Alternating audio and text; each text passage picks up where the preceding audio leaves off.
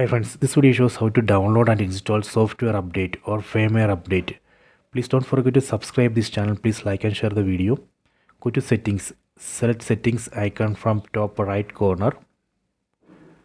Go to device preferences, select about. Under about here we can see software version.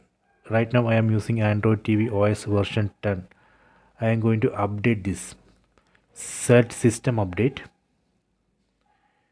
Now it's checking for update. Please wait. Okay, then it shows new update available. Version of this new update is Android TV OS version 12.1.1. Size of the update is 762 MB. On right side you can see one download button. Select that download button. That way we can download and install this update in this device. If you are not seeing this update in your TV, that means company is not yet released this update for your TV model, hence you have to wait. You have to keep checking this. Once this is available, then you would be able to download and install this update in your device. I hope you have enjoyed this video. Please check it.